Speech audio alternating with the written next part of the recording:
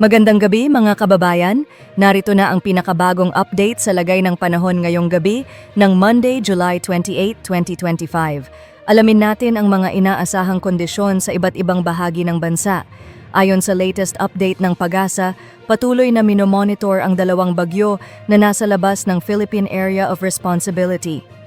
Tropical Storm Komay, ang dating Emong, ay huling namataan sa layong 985 kilometers northeast ng extreme northern Luzon.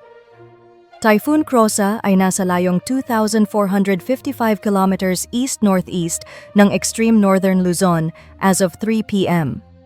Bagamat mababa ang tsansa ng pagpasok ng dalawang bagyong ito sa PAR at wala silang direktang epekto sa bansa, pinapalakas nila ang southwest monsoon o habagat na siyang pangunahing nakaaapekto sa ating kapuluan. Ang epekto ng habagat? Dahil sa habagat, asahan ang occasional rains sa mga sumusunod na lugar. Ilocos Region, Batanes, Babuyan Islands, Zambales, Bataan, Benguet, Abra. Pinapayuhan ang mga residente sa mga lugar na ito, lalo na iyong mga naapektuhan na ng pag-ulan sa mga nakaraang araw, na mag-ingat sa posibilidad ng landslides at pagbaha. At ang lagay ng panahon ngayon sa Metro Manila, natitirang bahagi ng Cagayan Valley, Cordillera Administrative Region, Central Luzon, Calabarzon, Oriental Mindoro, Occidental Mindoro, at Marinduque. Inaasahan ang cloudy skies with scattered rains and thunderstorms dulot pa rin ng southwest monsoon. Rest of the country?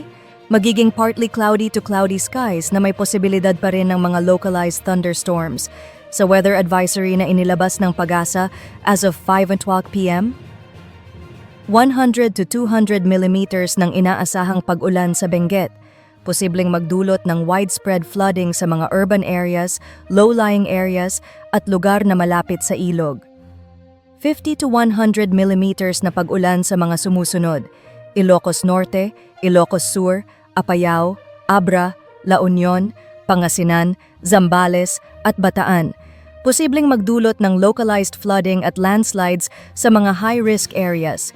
At sa lagay ng karagatan, nakataas ang gale warning sa Batanes, Babuyan Islands at northern coast ng Ilocos Norte.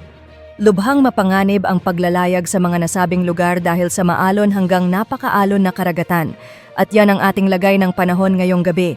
Huwag kalimutang i-like, i-share, mag-follow at mag-subscribe para lagi kang updated sa mga susunod na weather updates.